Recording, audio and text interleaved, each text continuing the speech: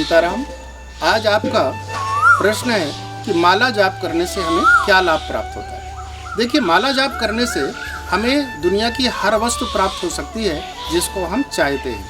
बस माला जाप में सावधानी अवश्य रखना चाहिए कि जिस देवता का मंत्र हम जाप कर रहे हैं उस देवता का नाम, उसका मंत्र सही ही उच्चारण होना चाहिए। और सही उच्चारण करने के लिए किसी गुरु, आचार्य या पंडित से सलाह लेकर के उनसे मिल करके ही माला का जाप करें। कभी कभी हम मंत्र को देखने के लिए पुस्तकों को खोलते हैं, गूगल को खोलते हैं, यूट्यूब को खोलते हैं, या कि यूट्यूब में कहे हुए मंत्रों को हम उच्चारण करने लग जाते हैं और उससे हमारे घर में शांति की जगह अशांति फैलने लगती है। उसका कारण है कि मंत्र का जो उच्चारण होना चाहिए उस उच्चारण को हम नहीं कर पा रहे।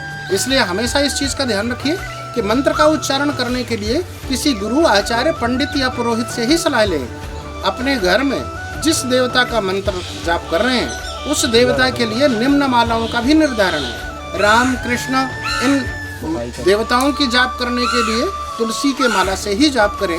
अगर तुलसी के माला से जाप करते हैं तो शीघ्र ही सिद्धि प्राप्त होगी और आपके जीवन में शांति आएगी। भगवान शिव का जाप करने के लिए आपको हमेशा रुद्राक्ष के माला से ही जाप करना चाहिए।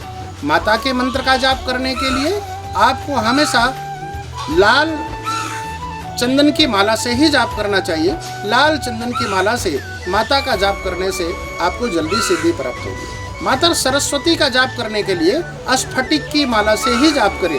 अगर स्फटिक की माला से जाप करते हैं माता सरस्वती का तो आपको विद्या की प्राप्ति, बुद्धि की प्राप्ति और आपके घर में सुख शांति अवश्य होगी। इस चीज़ का हमेशा ध्यान रखें कि माला जाप करते समय बाहर की वस्तुओं के बारे में बिल्कुल भी ना सोचें।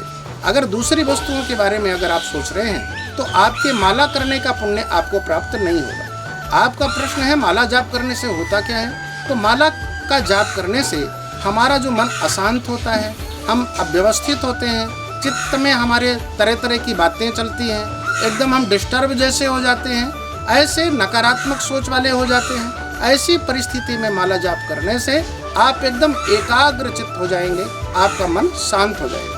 कई लोग जैसे कहते हैं कि जब मन अशांत हो जाए, मन में क्रोध उत्पन्न हो, मन अव्यवस्थित हो जाए, हमारा मन घर में न लगे, पढ़ाई में न लगे, ऐसी परिस्थिति में मेडिटेशन करें, यानी ध्यान करें। मैं आपसे कहूँगा कि ऐसी परिस्थिति में ध्यान लगेगा ही नहीं आपको। ध्यान को लगाने के लिए हमें माला का जाप करना ही होगा।